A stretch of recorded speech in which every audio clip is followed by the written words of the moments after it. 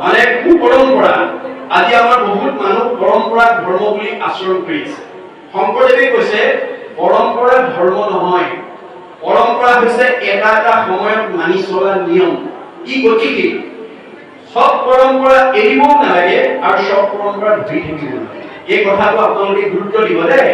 গতিকে আমি বহুত ঠাইত মানে প্ৰশ্নৰ সন্মুখীন হৈছো এই বিষয়টো লৈ, যে আমাৰ ইতিহাসেও কৈছে যে আমাৰ উপৰিপুৰুষসকল যেতিয়া সভ্যতাৰ বিকাশ হোৱা নাছিল, যেতিয়া আমাৰ উপৰিপুৰুষসকলে ঘৰ বনাব নাজানিছিল, তেতিয়া আমাৰ উপৰিপুৰুষসকল পৰ্বতৰ গুহাত বাস কৰিছিল। যেতিয়া কাপোৰ বব নাজানিছিল তেতিয়া গছৰ বাকলি পিন্ধিছিল, যেতিয়া জুইৰ ব্যৱহাৰ নাজানিছিল তেতিয়া কেঁচা মঙহ খাইছিল, যেতিয়া পানী ফিল্টাৰ নাছিল তেতিয়া মানুহে পুখুৰী নদীৰ পানী খাইছিল। আজি খাব লাগিব আৰু নাখায়।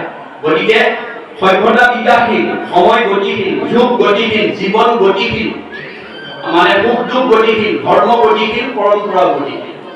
এতিয়া যিবিলাক পৰম্পৰাত বাস্তৱতা আছে, শাস্ত্ৰসন্মত দিশ আছে, দৰ্শন আৰু বিজ্ঞান আছে, সেইটো শাশ্বত পৰম্পৰা, সেইটো মানুহ জাতি থকালৈকে, পৃথিৱী থকালৈকে সেইটো পৰম্পৰা আমি মানি চলিব লাগিব। কিন্তু যিবিলাক পৰম্পৰাত এই বাস্তৱতা বা শাস্ত্ৰসন্মত দিশ নাই, সেইবিলাক আমি এৰিবলৈ যত্ন কৰিব লাগিব। যেনে আমি বিভিন্ন ঠাইত ভাগৱতৰ এই গুৰুজনাৰ ধৰ্ম আদৰ্শ প্ৰচাৰ কৰোঁতে বহুত ঠাইত আমাক প্ৰশ্ন কৰে। কিছু সমাজত কিছুমান সংৰক্ষণশীল নিয়ম আছে, যেনে কোনোবা যদি আত্মীয় স্বজনৰ মানুহ মৰে, এবছৰলৈকে তেওঁলোকৰ পৰিয়ালক নামঘৰলৈ যাব নিদিয়ে, সমাজলৈ যাব নিদিয়ে, নামলৈ যাব নিদিয়ে, গুৰুগৃহত যাব নিদিয়ে, ইত্যাদি ইত্যাদি। এনেকুৱা যদি নিয়ম আছে তেতিয়াহ'লে আমি সংস্কাৰ কৰিব লাগিব। কিয়নো যদি আপোনাৰ বংশত এজন মানুহ মৰিলে এবছৰলৈকে আপুনি বঞ্চিত হয়, তাৰপিছত যদি আকৌ এজন মৰে, আকৌ এবছৰলৈ হ'ব, আৰু এজন যদি মৰে ডাঙৰ পৰিয়ালৰ হ'লে, তেতিয়াহ'লেতো বছৰ বছৰ ধৰি যদি ভক্তিৰ পৰা যদি বিমুখ কৰি ৰখা হয়, তেতিয়া সেইটো আমি বেদৰ পৰিপন্থী নিয়ম লোৱা হৈছে। গতিকে আমাৰ বেলেগ কৈছে যে আমাৰ জীৱৰ মৃত্যু নাই, মৃত্যু দেহৰ, পুৰি পেলালে ছাই হ'ব, পুতি থলে পলু হ'ব, পেলাই দিলে বিষ্ঠা হ'ব। গতিকে 10 দিনৰ কথা, 11 দিনৰ ক্লাছ, 12 দিনত আমাৰ তৈলস্পৰ্শ হোৱাৰ পিছত আৰু এই সংস্কাৰ আৰু বেলেগকৈ নাথাকে। কিন্তু আজি বহুতে এই বেদৰ কথাখিনি মানে চৰ্চা নকৰাৰ কাৰণে সংৰক্ষণশীল কিছুমান নীতি নিয়ম আমাৰ সমাজত প্ৰচলন হৈ আছে। সেইবোৰ আপোনালোক উঠি অহা প্ৰজন্মৰ কথা যিসকল অভিজ্ঞ বা অধ্যয়নশীল মানুহ, তেওঁলোকে আলোচনা কৰি আমি কিছুমান মানে নীতি আদৰ্শ আমি সলনি কৰিব লাগিব প্ৰয়োজন সাপেক্ষে। এনেকৈ নিজৰ মতেৰে নহয়, নিজৰ মতেৰে নহয়, বেদৰ মতেৰে। আপুনি কেতিয়াও নিজৰ মতটো সমাজত প্ৰতিষ্ঠা নকৰিব। ময়ো কেতিয়াও আপোনালোকৰ আগত মোৰ নিজৰ মত প্ৰতিষ্ঠা কৰাটো উচিত নহয়। কিয়? মোৰ মতটো আপোনালোকৰ গ্ৰহণযোগ্য নহ'ব পাৰে, আপোনালোকৰ মতটো মোৰ কাৰণে গ্ৰহণযোগ্য নহ'ব পাৰে। কিন্তু বেদৰ যিটো মত, ভাগৱতৰ যিটো মত, মহাপুৰুষৰ যিটো মত, সেইটো সাৰ্বজনীন সনাতন। গতিকে আজি শংকৰদেৱে এই ভাগৱতৰ মাজেদি, যদিও তেওঁ অসম মাতৃৰ বুকুত আৱিৰ্ভাৱ হৈছিল, অসমৰ মানুহ বা ভাৰতৰ মানুহ সংঘ, কণাসংঘ, বামুণীয়া, কীৰ্তনীয়া, সত্ৰ সমাজৰ কাৰণে তেওঁ এই ভাগৱত ধৰ্ম ৰচনা কৰি থৈ যোৱা নাই। তেওঁ এই ভাগৱতৰ মাজেদি কি কৰিছে? বিশ্বৰ জীৱশ্ৰেষ্ঠ মানুহক আহ্বান জনাইছে। কি বুলি? তুবা নৰলোক হৰি ভজিব, ধৰা ইটো পদে এৰা আলজাল জীৱা কটকাল ধৰা হইল পৰমে। যে ভাগৱতৰ মাজেদি শংকৰদেৱে বিশ্বৰ জীৱশ্ৰেষ্ঠ মানুহক আহ্বান জনাইছে যে তোমালোকে ঈশ্বৰৰ ভক্তি কৰা। কিন্তু তুবা অসমৰ মানুহ, ভাৰতৰ মানুহ, সংঘৰ মানুহ, কণাসংঘ বুলি কোৱা নাই। বিশ্ব মানৱক আহ্বান জনাৰ কাৰণে মহামানৱ মহাত্মা গান্ধীয়ে তেওঁক এই আহ্বানৰ প্ৰতি সঁহাৰি জনাই এটা মন্তব্য দি থৈ গৈছে। কি বুলি? But Shankardev was alone able to do. Nowadays, the whole army of the English-knowing people cannot do. বিশ্বত এতিয়ালৈকে যিমানবিলাক গুৰু আৱিৰ্ভাৱ হ'ল, শংকৰদেৱে বিশ্ব মানৱৰ কাৰণে যিমান অমূল্য অৱদান দি থৈ গ'ল, পৃথিৱীত আৰু কোনো গুৰুৱে সিমান অৱদান দিব পৰা নাই। আৰু সেইজন অসম মাতৃৰ বুকুত আৱিৰ্ভাৱ হোৱাৰ কাৰণে মহামানৱ মহাত্মা গান্ধীয়ে অসমবাসীক ভূয়সী প্ৰশংসা কৰি থৈ গৈছে। কি বুলি? Assamese indeed fortunate, for Shankardev has 5 centuries back given to Assamese people an ideal which is also my ideal of Ramraj. মই যিখন ৰামৰাজ্য অসমত প্ৰতিষ্ঠা কৰা মানুহ কৰি আহিছিলোঁ, শংকৰদেৱে 500 বছৰ পূৰ্বতে সেই ৰামৰাজ্য অসমত প্ৰতিষ্ঠা কৰি দিছে। অসমবাসী সঁচাকৈয়ে ভাগ্যৱান। কিন্তু আজি আপোনালোকৰ চিপাহী গাঁৱৰ দৰে ভাগৱতৰ দৰ্শন পুংখানুপুংখভাৱে আলোচনা নকৰাৰ কাৰণে আমি পৰম্পৰাকে ধৰ্ম মানি পেলাই আজি একেখন গাঁৱতে হয়তো দুখন সমাজ বা দুটা খেল বা দুটা নামঘৰ আমি থাকিব লগা আছে। কিন্তু ভাগৱতে আমাক চবকে এটা কৰি থৈ গৈছে। মহাপুৰুষ শংকৰদেৱে গোটেই অসমবাসীক এখন সমাজ কৰি থৈ গৈছে। আপোনালোকে সকলোৱে জানে শংকৰদেৱৰ আবিৰ্ভাৱৰ আগত অৰ্থাৎ প্ৰাক শংকৰী যুগত অসমক কি বুলি কোৱা আছিল? অন্ধকাৰ যুগ বুলি কোৱা আছিল।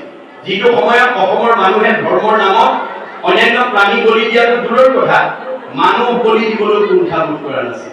তেনে এটা সন্দিগ্ধনৰ শংকৰদেৱ আবিৰ্ভাৱ হৈ অসমৰ চাৰিওফালে ঘূৰি চাই দেখিলে অসমৰ বিভিন্ন জাতি জনগোষ্ঠীৰ মানুহে বসবাস কৰি আছে আৰু এই সকলোবিলাক ঈশ্বৰৰ অমৃতৰ সন্তান।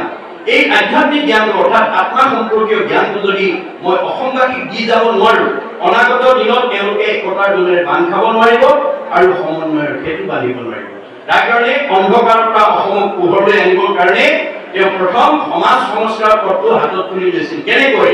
আমাৰ দ্বিতীয় স্কন্ধ ভাগৱতত উল্লেখ কৰি গৈছে, ইৰাত কছাৰী খাচি গাৰু মিৰি জবন কংক গুৱাল ধুবাজে তোৰুক অসম লোক কুবাচ মেল চান্দাল আনু হব পাপি কৃষ্ণ সেৱ কৰ সংগত পবিত্ৰ হয় হৰিত একান্তে ভগৱতী কৰিয়া বৈকুণ্ঠে সুখে চলয়। আজি হাজৰিকা পৰিয়ালে অনুষ্ঠিত কৰা চাৰিদিনীয়া ভাগৱতত এই চিপাহীগাঁও অঞ্চলৰ সকলো জাতি জনগোষ্ঠীৰ মানুহে আহি শুনিব পাৰে, তাৰ কোনো বাধা নাই। আৰু ভাগৱত শুনি তেওঁ বৈকুণ্ঠৰ পথটো প্ৰশস্ত কৰিব পাৰে। কিন্তু আমি যাতে ইয়াত কোনো বিভাজন আনিব নালাগে, সেইকাৰণে শংকৰদেৱে সকলো জাতি জনগোষ্ঠীৰ পৰা ভগৱতক সংস্কাৰ কৰি লৈ আহিছিল। কেনেকৈ? ভগৱানৰ হাজাৰটা নামৰ পৰা এটা এটা নাম দি পেলাই সংস্কাৰ কৰি আহি সমাজক পৰিচয় কৰি থৈ গৈছিল। কি বুলি? এই সমাজৰ লোকসকল, আজি মই তোমালোকৰ মাজলৈকে এয়া গাৰুৰ ভকত আনিছো দেই। তোমালোকে এওঁক আজিৰ পৰা গাৰু বুলি ঘৃণা নকৰিবা, এওঁ ঈশ্বৰৰ অমৃতৰ সন্তান। এওঁক তোমালোকে আজিৰ পৰা গোবিন্দ আতৈ বুলিবা। এয়া মই নগাৰ ভকত আনিছো, এওঁক আজিৰ পৰা তোমালোকে নৰোত্তম আতৈ বুলিবা। এয়া মই জবনৰ ভকত আনিছো, এওঁক আজিৰ পৰা তোমালোকে জয় হৰি আতৈ বুলিবা। এয়া মই কাৰ্বিৰ ভকত আনিছো, এওঁক আজিৰ পৰা তোমালোকে ভোলাই আতৈ বুলিবা। এয়া মই জয়ন্তীয়াৰ ভকত আনিছো, এওঁক আজিৰ পৰা তোমালোকে মাধৱ আতৈ বুলিবা। এয়া মই হীৰাৰ ভকত আনিছো, এওঁক আজিৰ পৰা তোমালোকে মথুৰা দাস আতৈ বুলিবা। এয়া মই আহোমৰ ভকত আনিছো, এওঁক আজিৰ পৰা তোমালোকে নৰহৰি আতৈ বুলিবা। এয়া মই কছাৰীৰ ভকত আনিছো, এওঁক আজিৰ পৰা তোমালোকে বলাই ৰমাই বুলিবা। এয়া মই মিচিঙৰ ভকত আনিছো, এওঁক আজিৰ পৰা তোমালোকে পৰমানন্দ আতৈ বুলিবা। এয়া মই দেউৰীৰ ভকত আনিছো, এওঁক আজিৰ পৰা তোমালোকে বৈকুণ্ঠ আতৈ বুলিবা। এয়া মই মিচিঙৰ ভকত আনিছো, এওঁক পৰমানন্দ আতৈ বুলিবা। এয়া মই দেউৰী ভকত আনিছো, বৈকুণ্ঠ আতৈ বুলিবা। এয়া মই কৈবৰ্তৰ ভকত আনিছো, এওঁক আজিৰ পৰা পূৰ্ণানন্দ আতৈ বুলিবা। এয়া মই বনিয়াৰ ভকত আনিছো, এওঁক আজিৰ পৰা হৰিদাস আতৈ বুলিবা। এয়া মই কোচৰ ভকত আনিছো, এওঁক আজিৰ পৰা তোমালোকে মুৰাৰী আতৈ বুলিবা। এয়া মই কলিতাৰ ভকত আনিছো, এওঁক আজিৰ পৰা তোমালোকে গোপাল আতৈ বুলিবা। এয়া মই ভুটিয়াৰ ভকত আনিছো, এওঁক আজিৰ পৰা তোমালোকে দামোদৰ আতৈ বুলিবা। এয়া মই নাপিতৰ ভকত আনিছো, এওঁক আজিৰ পৰা তোমালোকে নাৰায়ণ ঠাকুৰ আতা বুলিবা। এয়া মই তিৱাৰ ভকত আনিছো, এওঁক আজিৰ পৰা তোমালোকে সুদাম আতৈ বুলিবা। এয়া মই কায়স্থৰ ভকত আনিছো, এওঁক আজিৰ পৰা তোমালোকে সতাই আতৈ বুলিবা। এয়া মই মুছলমানৰ ভকত আনিছো, এওঁক আজিৰ পৰা তোমালোকে শ্যাম কাই আতৈ বুলিবা। তাৰ পৰা অপ্ৰভংশ হৈ চান্দ খাই আছে। এয়া মই ব্ৰাহ্মণৰ ভকত আনিছো, এওঁক আজিৰ পৰা তোমালোকে অনন্ত কন্দলী সাৰ্বভৌম ভট্টাচাৰ্য বুলিবা। এই ধৰণে সকলো জাতি জনগোষ্ঠীৰ পৰা ভকতক সংস্কাৰ কৰি আনি বৰ্ণ বৈষম্য সমাজ এখন প্ৰতিষ্ঠা কৰি ঘোষণা দি থৈ গৈছে। কি বুলি? অহৰি অভজয় যিটো তাকে বোলে জাতি কৃষ্ণ বিমুখ যিটো সেহিকে অজাতি। আমাৰ মানুহক মাত্ৰ দুটা ভাগত শংকৰদেৱে ভাগ কৰি কৈছে, ঈশ্বৰক ভজিলে জাতি আৰু ঈশ্বৰক নভজিলে অজাতি। চৈতন্যপন্থীয়ে কৈছে মুচিও খুচি হয় যদি হৰিক ভজে, খুচিও মুচি হয় যদি হৰিক তেজে। আৰু মাধৱদেৱে নাম ঘোষাত লিখিছে, ৰাম বুলি কৰে মহা মহা অন্ত জাতি, যিটো নামৰ নলয়ে হীনতো হীন আতি। প্ৰথম স্কন্ধ ভাগৱতত আপোনালোকে জানে বেদৈক্য শাস্ত্ৰৈক্য টিকালৈক্য ধ্যানত ভগৱানক সাক্ষাৎ কৰিব পৰা 28,000 ঋষিয়ে কৃষ্ণ বৈকুণ্ঠ প্ৰায়ণ হোৱাৰ লগে লগে পৃথিৱীলৈ বলি নামি আহিম বুলি জানি বলি পাবৰ পৰা জগতৰ লোকক বচাবৰ কাৰণে যজ্ঞ আৰম্ভ কৰিলে ত্ৰেতা যুগৰ। এনেকৈ হাজাৰ হাজাৰ বছৰ, এদিন দুদিন নহয়, হাজাৰ হাজাৰ বছৰ ত্ৰেতা যুগৰ যজ্ঞ আৰম্ভ কৰি যজ্ঞৰ ধোঁৱাৰে গা ধোঁৱা বৰণীয়া হৈ গ'ল, কিন্তু কলিক খেদিব নোৱাৰিলে। অৱশেষত উপায়ন্তৰ হৈ এই সময়লৈকে নিজ জাতি বুলি ঋষি সমাজত বহিবলৈ নিদিয়া, বহুত যুঁজত পিছত বহিবলৈ দিয়া সুতক আমন্ত্ৰণ কৰি আনি সৌনকে গুৰু আসনত বহুৱাই নিবেদন কৰিছে কি বুলি?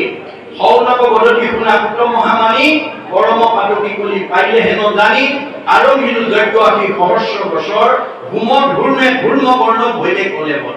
যে আমি হাজাৰ হাজাৰ বছৰ বলি পাপৰ পৰা নিজক উদ্ধাৰ কৰিবৰ কাৰণে যজ্ঞ কৰি যজ্ঞ ধোঁৱাৰে ধোঁৱা বৰণীয়া হ'ল, কিন্তু আমি ফল নাপালো, আয়ুষে নষ্ট হ'ল। গতিকে ২৮,০০০ বেদজ্ঞ ঋষিয়ে যদি কলিত যজ্ঞ কৰি বিফল হৈছে, আমি তাতো সফল হ'ব পাৰিম, এই কথা আমি উপলব্ধি কৰিব লাগিব। তাৰপিছত ক'লে সম্প্ৰতি তুমি কি চিন্তি উপমহা হিত পৰাইক পান কৃষ্ণ চৰিত্ৰ অমৃত।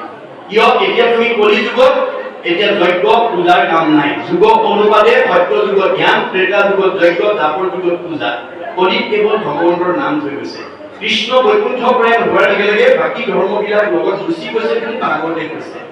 আন ধৰ্ম কৃষ্ণৰ লগতে গুচি গৈলা, এক স্থান ভূঞা হৰি নাম মাত্ৰ ৰৈলা। এতেকেহে নামত সমস্ত পুণ্য পায়, জানিয়া যতনে পুৰা হৰি গুণ গায়। নামে তপ নামে জপ নামে যুগ ধ্যান, নামে ব্ৰত নামে পুণ্য কোটি তীৰ্থ স্নান। নামে ধৰ্ম জনবন্ধু নামে পিতা মাতা, নামে নিজ সুহৃদ নামেহে গতি দাতা। ইহপৰ লোকে নাম বিনে গতি নাই, চাৰিও বেদৰ একে মুখ্য অভিপ্ৰায়। কলি যুগৰ মানুহ কৰিবৰ কাৰণে চাৰিখন বেদে কেৱল ভগৱানৰ নাম আছে বুলি কৈছে, আৰু স্বয়ং সৃষ্টিকৰ্তা ব্ৰহ্মাই চাৰিখন বেদ আনি তিনিবাৰ প্ৰমাণ কৰিছে। চাৰিও বেদক ব্ৰহ্মাই আনি বিচাৰিলা তিনি বাৰ প্ৰমাণী, এই মানে মাত্ৰ কৰিলা সাৰ হৰি কীৰ্তনেৰে কৰে সংসাৰ।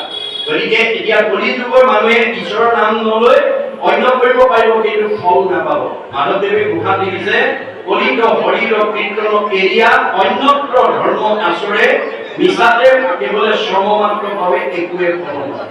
এতিয়া ২৮,০০০ ঋষিয়ে বিফল হৈ যায়, সেই আহ্বান জনোৱাৰ লগে লগে সুতে কি মন্তব্য দিছে?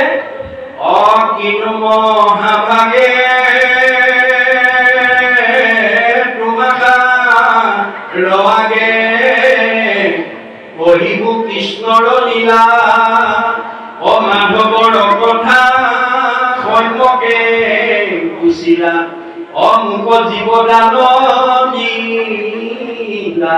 এই ঋষি সমস্ত তোমালোকে মোক আজি আনি কৃষ্ণ কথা কবলৈ কৈ মোক জীৱন দান দিলা। মই এই সময়লৈকে মৰা মানুহ হৈ আছিলো, কিন্তু কৃষ্ণ কথা কোৱাৰ লগে লগে মই জীয়া মানুহ হৈ গলো। কিয়নো কৃষ্ণৰ কথাটো মোৰ মহালাভ আছে। কৃষ্ণৰ কীৰ্তনে জাতি অজাতি নাম আছে, দুটা বস্তু দেই, জাতি আৰু অজাতি। মানুহক দুটা ভাগত বিভক্ত কৰি থৈ গৈছে, যে এই তথ্যবিলাক যাতে আমি ভাগৱতৰ পৰা সংগ্ৰহ কৰি নিজৰ লগতে উঠি অহা প্ৰজন্মক যাতে আমি এই ভাগৱতৰ বেদান্তৰ সাৰ, সমস্ত শাস্ত্ৰ ভাগৱততে সৃষ্টি হৈছে।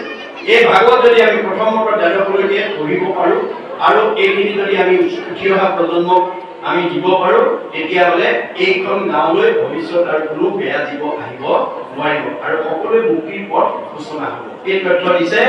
তেতিয়া ইয়াত যেনেকৈ কৈছে যে ধন্য ধন্য বিপ্ৰ জন্ম দেৱ হেন দেৱ নাৰায়ণ, নিত্য যেন পুজিলা আমাক, পুনৰো ব্ৰাহ্মণে আৰু তুমি হেন দেৱ তেজী, পুত্ৰ দেৱতাক কৰে সেৱ। গতিকে কোনো ব্ৰহ্মজ্ঞানী লোকে এক ভগৱানক এৰি আন দেৱতা পূজা কৰিব নোৱাৰে। তুমি পিনে ব্ৰাহ্মণৰ আনগতি নাহি কয়, তুমিহে পৰম ইষ্ট দেৱ। ব্ৰাহ্মণৰ ইষ্টদেৱ ভগৱন্ত, মনত ৰাখিব দেই। মানে ইয়াত যিটো ব্ৰাহ্মণ শব্দ প্ৰয়োগ কৰিছে, সেইটো আমি সামগ্ৰিকভাৱে ভবা ব্ৰাহ্মণ অৰ্থটো ইয়াত প্ৰয়োগ কৰা নাই। গতিকে ভগৱন্তৰ গোটেই বিশ্ব জগতখন এটা বৰ্ণ এটা জাতি আছে বুলি বেদত উল্লেখ আছে। এক বৰ্ণং ইদম বিশ্ব পূৰ্বম অশ্বিত যুধিষ্ঠিৰ, চতুৰ্বৰ্ণং ময়া সৃষ্টম গুণ কৰ্ম বিভাগস। গতিকে গোটেই জগত এটা জাতি আছিল, ভগৱন্তই কৰ্ম অনুপাতে তাক চাৰিটা জাতিত ভাগ কৰিলে। কেনেকৈ? ব্ৰহ্ম জন্মন জায়তে শূদ্ৰম, জন্মতে আমি সকলো শূদ্ৰ অৰ্থাৎ অজ্ঞান। কেঁচুৱাতে আপুনিও কৈমতে হাতীয়ে এখেতেও দিয়ে ময়ো দিওঁ। গতিকে জন্মতে আমি চব অজ্ঞান। সংস্কাৰে যিজন ঈশ্বৰে, যিদিনাখন আমি ঈশ্বৰৰ শৰণ লৈ ঈশ্বৰক জানিম, শাশ্বত জ্ঞান যিদিনাখন আমাৰ হ'ব, সেইদিনা আমি দ্বিজ হ'ম, দ্বিতীয় জন্ম পাম। বেদৰ ভ্যাসে ভৱে তীব্ৰ, আজিৰ দৰে যদি বেদৰ জ্ঞান অৰ্থাৎ ঈশ্বৰৰ জ্ঞান যদি আমি আয়ত্ত কৰোঁ, তেতিয়া আমি গুণত বিপ্ৰ হ'ম। আৰু ব্ৰহ্ম জানাতি কি ব্ৰাহ্মণ, আৰু যিদিনাখন আপুনি ব্ৰহ্ম অৰ্থাৎ শাশ্বত সনাতনক যিদিনাখন আপোনাৰ উপলব্ধি হ'ব, সেইদিনা আপুনি গুণত ব্ৰাহ্মণ হৈ যাব। গতিকে চতুৰ্থ স্কন্ধ ভাগৱতত পৃথু প্ৰভুৱে সেই কথা কৈ থৈ গৈছে। শুনা খাম ৰাজ কোনো মুহুৰ আদেশ, ব্ৰাহ্মণ কুলপ্ৰচাৰ সমস্ত বিদ্বেষ। হে সমাজৰ লোকসকল, তোমালোকে যদি জীৱনৰ সুখ শান্তি আৰু উন্নতি কামনা কৰা, ব্ৰাহ্মণ কুলক কেতিয়াও বিদ্বেষ নকৰিবা, কিয়নো নাহিকে অন্তৰ ঈশ্বৰৰ ব্ৰাহ্মণৰ। শুনিও সাৱধানে মহিমা বিপ্ৰৰ চৰণ পদ্ম পূৰ্বতে আৰাধি, শালীনন্ত হৰি আপোনাৰ নিজে সিদ্ধি। স্বয়ং ভগৱানেও বিপ্ৰৰ সেৱা লৈ পেলাই আশীৰ্বাদ লৈহে মনৰ কামনা পূৰণ কৰিছে।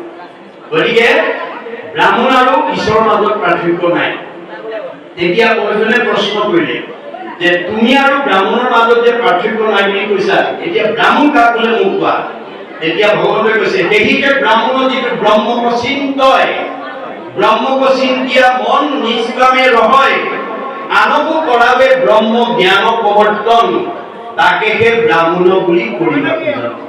যি ব্ৰহ্মত্ব পাইছে, ব্ৰহ্ম পৰম শাশ্বত অবিনাশী জ্ঞান যাৰ লাভ হৈছে, আৰু আনকো যোনে সেই জ্ঞান প্ৰদান কৰিছে, আৰু নিষ্কামভাৱে কোনো কামনা নকৰাকৈ যি সেইজন ভগৱানক ভজনা কৰিছে, সেইজনকেই আমি ব্ৰাহ্মণ বুলি ভাবিব লাগে বুলি কৈছে দেই। ব্ৰহ্ম জ্ঞান, গতিকে গুণতহে আমাৰ ব্ৰাহ্মণ। গতিকে ব্ৰহ্ম জ্ঞান নাথাকিলে কেতিয়াও ব্ৰাহ্মণ হ'ব নোৱাৰে, আৰু ঈশ্বৰৰ জ্ঞান নথকাজন বিপ্ৰ বা ভকত হ'ব নোৱাৰে। গতিকে ভকত হ'বলৈ হ'লে আমাৰ ঈশ্বৰৰ জ্ঞানটো আমাক লাগিবই। আৰু এতিয়া আমাৰ কলি যুগত কাৰো ঘৰলৈ আহি বৈকুণ্ঠপতি কৃষ্ণই নকয় সি তোমালোকৰ ল'ৰা ছোৱালীক এটা আয়ুষ্মান হ'ব, পঢ়া শুনাত ভাল হ'ব, পৰীক্ষাত ভাল হ'ব, ঘৰখন মংগল হ'ব, এইবুলি এতিয়া বৈকুণ্ঠপতি কৃষ্ণ কলি যুগত কাৰো ঘৰলৈ কাৰো সমাজলৈ নাহে। কোন আহিব? ভাগৱতে কৈছে, হৰিৰ মূৰ্তিক হৰি ভক্তক দেখিবা, শক্তিক অনুৰূপে তাৰ প্ৰীতি আচৰিবা, সমস্ত ভূততে আছে ভগৱান, সেই ভাবি সবাকো কৰিবা বহুমান। ভগৱান সকলোতে আছে, কিন্তু মূৰ্তি মন্ত্ৰ হৈ ভকতত আছে। গতিকে আপোনালোকৰ ঘৰলৈ অহা আলহী অতিথি ভকত বৈষ্ণৱক যাদৱ মাধৱ কল্পনা আহিছে বুলি ভাবিলে ভুল হ'ব দেই। কাৰণ আপোনাৰ এই যাদৱ মাধৱ কল্পনা এইবিলাক হৈছে আমাৰ চিনি পোৱা নাম। আমাৰ যে নামবিলাক দি থৈছে, এইবোৰ কেৱল চিনি পাবৰ কাৰণে দিছে বুলি কৈছে। দাৰ্শনিক পণ্ডিতে কৈছে যে আমাৰ সকলো জীৱবিলাকৰ নাম এটা আছে, নামটো চাইহে কওঁ এইটো বাঘ, এইটো সিংহ, এইটো কুকুৰ, এইটো মেকুৰী, এইটো শিয়াল, এইটো বাঘ। আমি নামটো চাইহে কওঁ এজন মতা মানুহ, এজনী মাইকী মানুহ, এইটো ডেকা ল'ৰা, এজনী গাভৰু ছোৱালী। যে আমাৰ নামবিলাক কিয় দিছে? দাৰ্শনিক পণ্ডিতে কৈছে, a name is a kind of face whereby one is known. আমি নামটোৰে সৈতে ইজনে সিজনক চিনি পাবৰ কাৰণে নামটো দিছে। নামটো চাইহে কওঁ এওঁ যাদৱ, এওঁ মাধৱ, এওঁ কল্পনা, এওঁ মাধৱ। নামটো কিন্তু আত্মা নহয়, দেহটো কিন্তু আত্মা নহয়।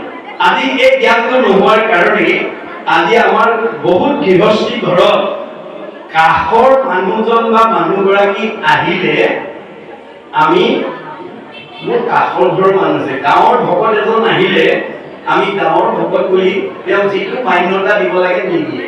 মনত ৰাখিব দেই, আমাৰ ভাগৱতৰ মতে দেহৰহে সীমা গৰিয়া একে গাঁৱৰ আছে, আত্মাৰ নাই। আপুনি যদি আপোনাৰ ঘৰলৈ অহা সীমা গৰিয়া মানুহজন বা মানুহগৰাকীক যদি মোৰ সীমা ঘৰৰ যাদৱ মাধৱ কল্পনা আহিছে বুলি ভাবে, তেতিয়া আপোনাৰ গোটেই ভাবেই ভুল। কাৰণ আপুনি দেহৰ ধৰ্ম ল'লে, দেহৰহে ওচৰ আঁতৰ আছে, আত্মাৰ নাই। আত্মা সৰ্বব্যাপ্তমান। গতিকে আপোনাৰ ঘৰলৈ নিশ্চয় কাষৰ মানুহঘৰ বা মানুহগৰাকী আহক কিংবা 20 মাইল আঁতৰৰ পৰা আহক, আপুনি যদি আচমনি কৰি বৰ্তমানৰ ডুবাই ধুবেডাল জ্বলাই আপুনি যদি সেৱা এটা কৰে একেবাৰে নিচে কাষৰ মানুহজন বা মানুহগৰাকীয়েও ও হৰি কৰাম বুলিয়ে ক'ব আৰু 20 মাইল আঁতৰৰ ভকতজনক সেৱা কৰিলেও ও হৰি কৰাম বুলিয়ে ক'ব। গতিকে এই ও হৰি কৰামটো আপোনাৰ দেহৰ ধৰ্ম নহয়, ই আত্মাৰ আত্মাই কৈছে। গতিকে আত্মাই আশীৰ্বাদ দিলেহে ভগৱানে কৃপা কৰিব। সজনৰ আশীৰ্বাদে মিলে কৃষ্ণৰ প্ৰসাদ।